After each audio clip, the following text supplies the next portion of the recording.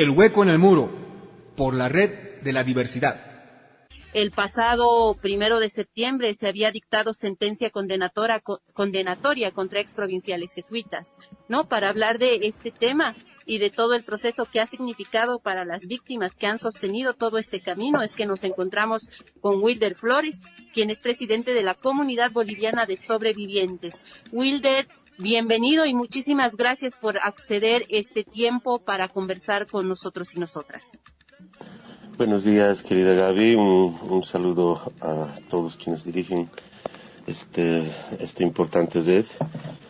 Y muy contento pues, de hacer conocer más a detalle lo que ha significado para nosotros esta sentencia, ¿no?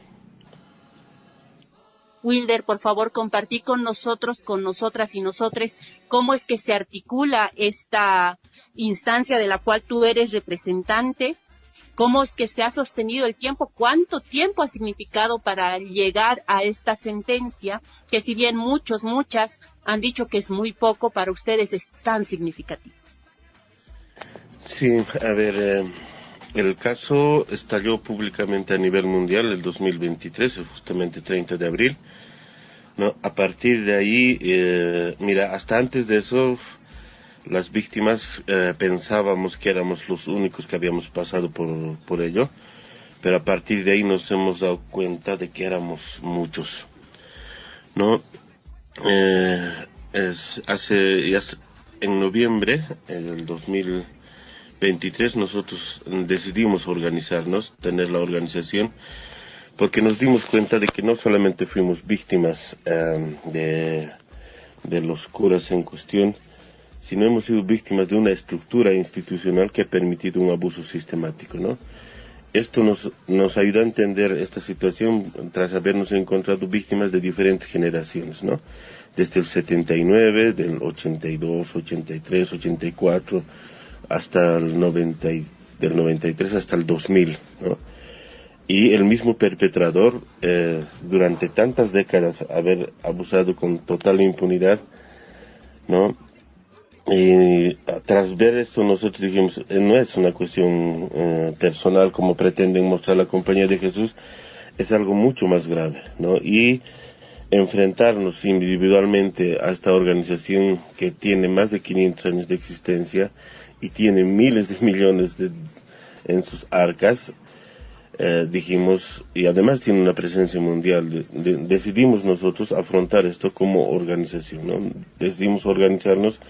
No podemos permitir que nos dañen otra vez, porque mira, si bien decían, ¿no?, de que ¿por qué no denunciaron antes? ¿Por qué no denunciaron en su momento? Se denunció en su momento, ¿no? El problema es que cuando éramos niños nosotros hemos sido también víctimas de una manipulación y de abuso de poder por parte de la compañía. O sea, nos presentaban la estructura de la institución como una estructura única, digamos, ¿no? Donde el provincial, la máxima autoridad, los que han sido sentenciados en esta ocasión, Marcos de Colón y Ramón Alaiz, han sido sentenciados por encubrimiento como máximas autoridades de la Compañía de Jesús. En su momento, cuando éramos niños, nos hicieron creer de que estas dos autoridades, o sea, los provinciales, eran los que podían impartir justicia, ¿no? Y cuando se denunciaban los abusos, ellos nos hacían creer que hacían justicia removiendo al agresor, ¿no? Y realmente hemos visto que no es así, hemos sido engañados. Ellos han vulnerado a la justicia, han evadido la justicia, han salido impunes, porque después, a través de la historia, o sea, los perpetradores los removían de un lado a otro lado, y en todo este proceso hemos podido entender mucho más y hemos encontrado muchos más agresores, ¿no? Como Comunidad Boliviana de Sobrevivientes hemos identificado 8 violadores seriales, ¿no? Y tenemos unos 22 jesuitas más en la lista, ¿no? Con víctimas, con denuncias. Es lamentable todo lo que ha pasado, no es una cuestión pequeña, no es el caso Pedrajas es apenas la punta del iceberg, así se decía, y es así, ¿no? Y el tema de la sentencia, por muy mínima que sea, para nosotros ha sido realmente importante, porque no se trata de de justicia solamente, porque con esta sentencia se abre la posibilidad, porque además en la sentencia el juez ha determinado que se amplíe la investigación a los otros provinciales, a los otros directores y a todas las personas que han aparecido en esta investigación, ¿no? En toda la prueba material que se ha presentado.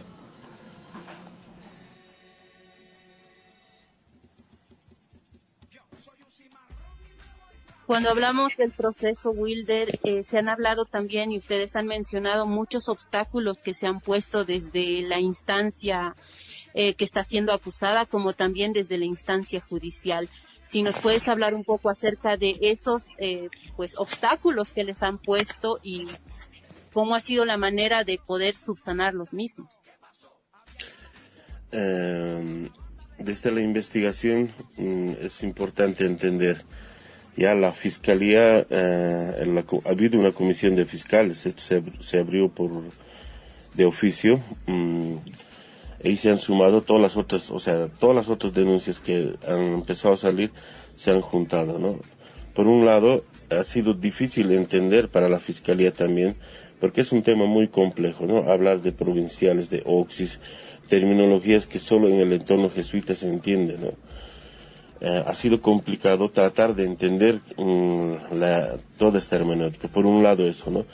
Después, como el perpetrador ha muerto, el caso prescribe. Eso es lo que pasó en España, y eso también hace mención la presidenta de la Asamblea Permanente de Derechos Humanos, Amparo Carvajal, hace también mención a eso. Me imagino que por ese lado ellos pretendían salir impunes, ¿no? Pero el anterior fiscal general de la República amplió la denuncia a los encubridores, ¿no? Es por eso que en este caso han sido presentados ellos como han sido acusados primero, y después cuando el juicio se tenía que iniciar el 23 de enero, ¿no? El 23 de enero nosotros nos presentamos. Por un lado, nosotros no estábamos notificados como víctimas, como acusadores. Pudimos restituir eso, y además el juicio tampoco se iba a llevar el 23, uno de los dos por su edad, ¿no? Siempre el tema de la salud siempre va a ser una excusa, ¿no? Porque así lo han hecho ellos. El 23 de enero aparentemente tenía que estar internado Ramón Alaix, presentaron una simple receta médica, ¿no? No había estudios, no había nada.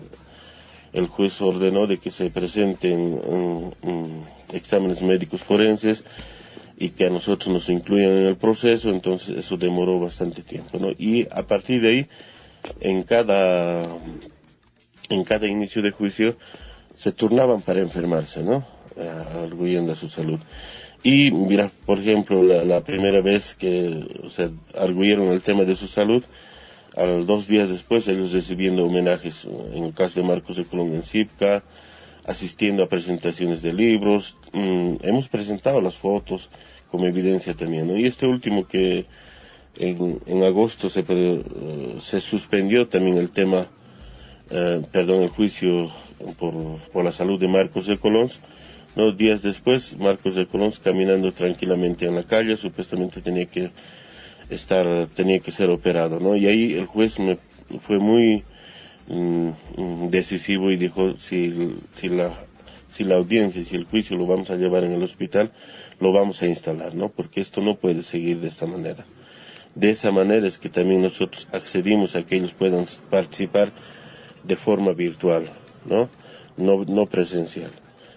Eso es para nosotros, desde nuestra lectura, es una clara muestra de que ellos no van a dar la cara, ¿no? No van a dar la cara, y así fue. O sea, detrás de una pantalla, ellos estaban escuchando, no los pudimos tener frente a frente en la última etapa del juicio, solo al inicio, ¿no? Pero a pesar de eso dijimos, no importa cómo vaya, que concluya el juicio, ¿no? En ese sentido ha sido un largo calvario para nosotros. Claro, de repente para los jesuitas no significa nada porque ellos tienen sueldos seguros pagados. Nosotros tenemos que robar tiempo a nuestro tiempo para asistir a todo esto, ¿no? Willer, una vez que ustedes atraviesan por todo este camino tortuoso, que es para muchos y muchas bolivianos, bolivianas que buscamos justicia, buscamos acceso a justicia, ¿qué elementos estructurales de nuestra justicia boliviana en estos casos crees que deben ser modificados? Mira, para nosotros ha sido la primera vez, ¿no? O sea, para todas las víctimas ha sido la primera vez participar en un juicio, ¿no? Es una de las cosas que mira, en el caso nuestro, hemos tenido que pasar por muchos abogados, ¿ya? Incluso abogados que eran parte de nuestro propio colegio, ¿no? Exalumnos de nuestro colegio. Es que aquí hay un juego de estructuras de poder, ¿no?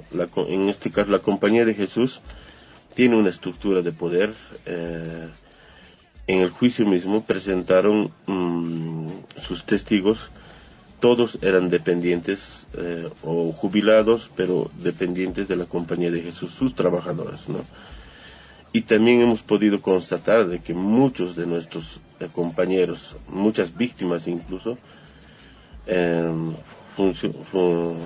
fueron funcionales a la Compañía de Jesús, y muchos defensores de la Compañía de Jesús, incluso defensores de sus propios agresores, ¿no? Entonces, ¿esto qué significa aquí? De que aquí no solo hubo abuso sexual, hubo abuso de poder, hay abuso de conciencia. No es posible entender de cómo una víctima pueda defender a su agresor. Y eso solo se entiende porque hay una extorsión laboral, ¿no? Han cooptado a muchas víctimas dándoles trabajo en sus instituciones, ¿no? No olvidemos que ellos manejan todo el sistema Fe y Alegría, manejan un montón de ONGs a nivel nacional, ¿no? Incluso ellos tenían de su lado a una institución que supuestamente tiene que defender a los derechos humanos, pero se pronuncia, ¿no? Amparo Carvajal mandó una carta específica directamente al juez exigiendo que se resguarde los derechos constitucionales de los sacerdotes, así con esos términos. Nunca se pronunció por las víctimas, nunca. Eso yo creo que fue el final de su carrera, y estas últimas declaraciones realmente es lamentable de que hayamos tenido una representante como defensora de los derechos humanos de esta calaña, ¿no? A nivel de estructura de la justicia de nuestro país, en nuestro caso, porque vemos, o sea, también hemos visto que en otros casos es diferente, el poder económico pesa más, pero en este caso ha sido llevado de la manera más prolija posible, ¿no? Creo que aquí ha primado el peso de la verdad por encima del peso económico y del peso del poder que tiene la Compañía de Jesús.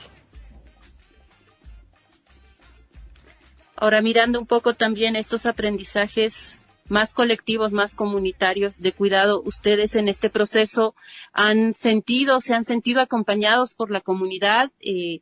¿Cómo han visto que este trabajo, este gran trabajo que ustedes han realizado en búsqueda de justicia ha sido acogido por la población? ¿Y a qué les motiva como organización de aquí en adelante? Mira, desde un inicio nuestra motivación ha sido establecer la verdad, ¿no? Buscar justicia, buscar sanación y sobre todo la no repetición de estos hechos, ¿no? Tras nuestra experiencia hemos visto de que a la Compañía de Jesús este tipo ellos le llaman escándalos, ¿no? Siempre los resolvían bajo la mesa, ¿no? Siempre los resolvían bajo la mesa. Y cuando nosotros iniciamos este proceso, muchas víctimas no querían declarar ante la Fiscalía porque ellos consideraban de que era una suerte de exponerse, y exponerse para qué. La Compañía de Jesús es una institución poderosa, no vamos a lograr nada, ¿no? Esa era su mirada. Pero a partir de nosotros ser persistentes en esto, fíjate, solo este proceso se ha llevado con 18 testimonios. 18 víctimas lograron hacer sus declaraciones, ¿no? Y fíjate, solo en el caso del Juan 23, ya, solo de Alfonso Pedrajas calculamos que hay por lo menos 200 víctimas, y por otro lado, solamente en el Juan 23 hay otros victimadores, ¿no? Francesco Peris, conocido como Chesco, Francisco Pifazé, Carlos Villamil, ¿no? Solamente en el Juan 23 hemos hecho una estimación de por lo menos 400 víctimas, ¿no? Por eso nosotros, cuando en nuestras declaraciones sostenemos de que son violadores seriales, no lo decimos por exagerar, decimos las cosas con su nombre, ¿no? Además sabemos el carácter que tiene la Compañía de Jesús, y no podemos jugar nosotros alegremente manejando datos falsos o exagerar datos, ¿no? Más bien pretendemos que los datos sean lo más precisos posibles en este sentido, ¿no? Una cosa más que me gustaría recalcar es que a partir del juicio, del inicio del juicio, muchas víctimas comunicaron con nosotros para hacer sus declaraciones. Era un poco tarde para poder meter sus testimonios, pero ahora con la sentencia que se abre la posibilidad, muchas víctimas más se han comunicado. Hay indignación por todo lo que nos hicieron creer la Compañía de Jesús, ¿no? Hay un prestigio inmerecido que goza la Compañía de Jesús, ¿no? Muchas personas que creían que no son casos aislados, por unos cuantos no podemos generalizar. Una vez visto la realidad de lo que en realidad, o sea, significa una institución que ha acogido, que ha permitido un abuso sistemático, ha despertado mucha indignación, ¿no? Y esa indignación no debe quedarse solo en la indignación, se tiene que traducir en hechos, se tiene que reformular muchos aspectos de la ley. Por ejemplo, ¿no? La condena por encubrimiento es muy poco en nuestro país, ¿no? Y si se trata de este tipo de delitos que son crímenes de lesa humanidad, la pena por encubrimiento debería ser por lo menos 10 años, ¿no? Eso ya lo estamos trabajando para plantearlo, para hacer algunos cambios estructurales dentro de nuestra justicia, ¿no? Porque no es correcto que por encubrir crímenes de lesa humanidad solamente la pena sea de 2 a 4 años, ¿no? ¿Qué posibilidades hay de que en nuestro país ocurra eso, se activen este tipo de mecanismos, Wilder? Creo que ahora se abre una posibilidad con esta sentencia, porque se asume de que hubo delitos, ¿no? Se ha demostrado de que hay un delito, además que hay una estructura que ha permitido ese tipo de delitos, ¿no? Pero nosotros vamos a impulsar de que se constituya una comisión de la verdad. Es muy importante porque, a ver, solamente para que la población entienda un poquito, voy a mencionar unos 5 casos, ¿ya? Alfonso Pedrajas, el 82, o sea, el caso de Alfonso Pedrajas fue desde tocamientos leves hasta flagelación, ¿no? Y el 82, uno de los estudiantes que fue flagelado, una de las víctimas que fue flagelado por este depredador, denunció, ¿no? Entonces hubo un escándalo en el Juan 23, ¿no? Fruto de esta denuncia,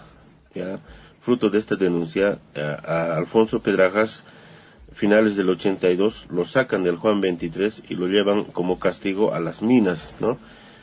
Ese mismo año, en España, Francesc Peris tenía persecución penal también por denuncias de violación, ¿no? Y a Francesc Peris de España lo traen a Bolivia, y a principios del 83 lo ponen como responsable del internado Juan 23, ¿no? El 83, el Francesc Peris, conocido como Chesco, abusa de un montón de niñas también en el Juan 23, ¿no? Otro escándalo ese año, lo sacan nuevamente, no lo llevan ante la justicia, ¿no? Lo sacan nuevamente y los restituyen al depredador Alfonso Pedrajas, el 84, ¿no? Y es así que el 84, como un lobo hambriento, arrasa casi con todos Alfonso Pedrajas, ¿no? Aquí no se puede entender cómo a un depredador de esta calaña la Compañía de Jesús jamás apartó a este personaje de los niños. No es que no sabían, están ahí, hubo los escándalos, estaban ahí las denuncias, hay testimonios de alumnos que cuentan todo esto, pero fíjate la movilidad de los depredadores, ¿no? Y Alfonso Pedrajas creo que fue director hasta el 89 en el Juan 23. Ya después de ahí nos cambian de depredador, ponen a otro, Carlos Villamil, conocido como Vicu, y después de Carlos Villamil fue Francisco Pifacé, que también tuvo denuncias el 93, también nosotros nos denunciamos el 95, ¿no? Y como castigo lo sacan del Juan 23, y en ese entonces quien lo sacó, quien medió todo eso fue otro jesuita, Antonio Menacho, y en todos esos escándalos que había, siempre estaban los mismos, ¿no? Carlos Villamil, el Pica Pedrajas, Jorge Vila, Antonio Menacho, ¿no? Entonces, estos personajes aparecen permanentemente en estas reuniones de escándalos, ¿no? Y no fue solo eso, o sea, a un jesuita que tenía sentencia penal ejecutoriada por violación de una niña de 8 años en España, tenía que entrar a la cárcel, pero los jesuitas lo hacen escapar, lo traen a Bolivia y lo ponen como responsable de la parroquia en el Alto. Y no solo eso, ¿no? También, además era profesor de religión, de moral y ética sexual de los nuevos novicios de la Compañía de Jesús, ¿no? Luis To González es el jesuita que además ha abusado de muchas niñas en el Alto, ¿no? Entonces, ¿cómo es posible? O sea, ellos no pueden negar ese hecho, ¿no? Hay cartas que en la investigación se han secuestrado donde Luis To ha tenido atención psiquiátrica. En Perú lo han llevado al Perú, de Perú lo devuelven, y cuando lo devuelven a Bolivia no saben dónde ponerlo. Ellos mismos dicen, ahí no, hay niños hasta en la sopa, cartas así. Entonces, no es que desconocían el tema, ¿no? Y eso lo manejaron institucionalmente, ¿no? Fíjense, el otro caso que quiero comentarles es el caso de Jorge Vila. Jorge Vila ha sido enterrado con honores, ¿ya? Ha sido enterrado con honores. Jorge Vila primero abusó de muchos niños huérfanos en un hogar que se llamaba Tacata, ¿ya? Tenemos nosotros un conocimiento pleno de esto, y había 5 jesuitas que en ese hogar abusaban de los niños, ¿no? Se disputaban a los niños. Era Jorge Vila, Lucho Roma, Carlos Villamil,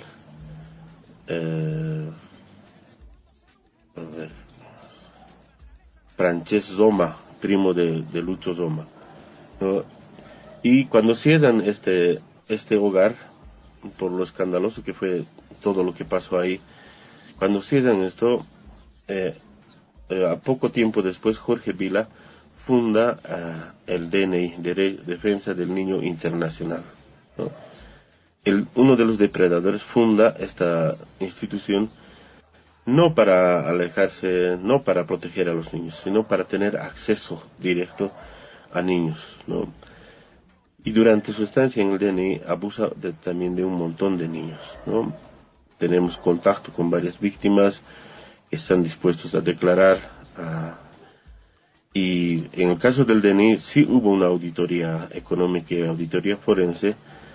Es lamentable todo lo que se encontró, o sea, se desviaron muchos fondos, se traspasó patrimonio del DNI a la Compañía de Jesús, cosa que solo se puede hacer cuando se disuelve la ONG, y no fue así. Hay un montón de irregularidades, ¿no? Jorge Vila utilizaba el dinero que recibía para el DNI para silenciar a sus víctimas, ¿no? Para comprarles casa, para pagarles dinero. Hay incluso documentos de que sí o sí emitía cheques a personas, ¿no? A exalumnos, que sabemos que él abusaba de muchos de ellos desde niños, ¿no? Y el caso más terrible fue el caso de Lucho Zoma, ¿ya? Lucho Zoma, Luis María Zoma Padrosán, otro jesuita también español, ya no solo abusó en Charagua, ¿no? En Charagua, a Charagua fue llevado porque fue denunciado en otros lugares, y en Charagua, un lugar alejadísimo, él aprovechó su condición de ser máximo una autoridad, porque allá también lo presentaron a Lucho Zoma como al mejor pedagogo de Latinoamérica. Así lo presentaron ante la sociedad charagüense, ¿no? Y ahí abusó, dejó un diario manuscrito en puño y letra, y además dejó producción pornográfica en fotografía y videos, ¿no? Esta producción pornográfica fue encontrada, bueno, aparentemente circulaba o era de conocimiento de todos, de los jesuitas en su entorno. Uno de ellos, por indignación, lo lleva lo publica en la agencia EFE, y eso ocurre en 2018-2019, ¿no? Lucho Zoma estaba vivo, entonces la Compañía de Jesús acude a la investigación canónica, ¿no? A una investigación interna, hacen la investigación interna, se nombran ellos mismos, varias denominaciones tienen entre ellos, todo su equipo de investigación entre jesuitas, y fíjense, uno de los que presentó el cuarto de Lucho Zoma fue otro perpetrador, fue Carlos Villamil, ¿no?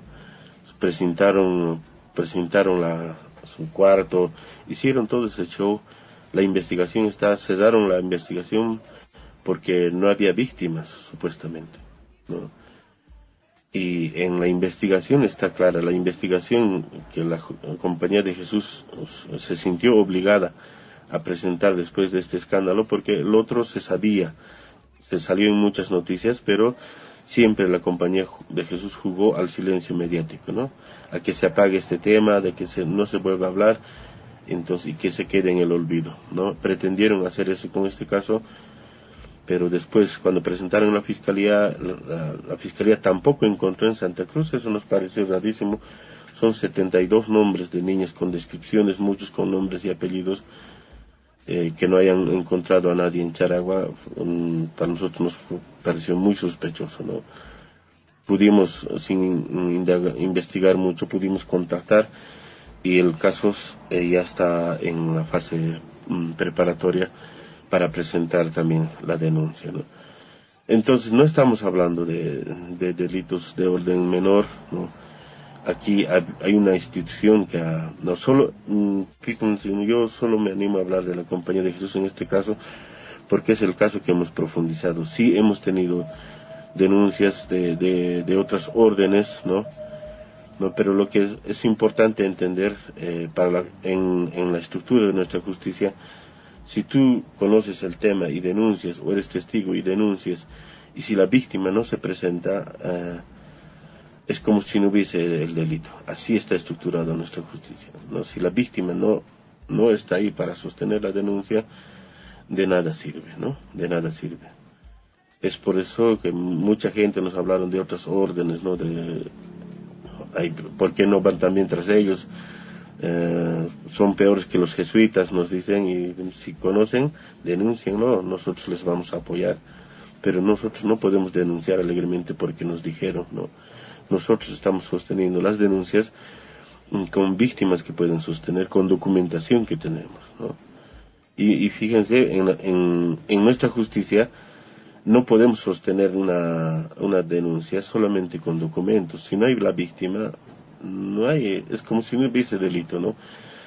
Esas situaciones, en este tipo de crímenes, debería haber alguna manera, algún hueco en la justicia para abordar todo esto, ¿no? El hueco en el muro, por la red de la diversidad.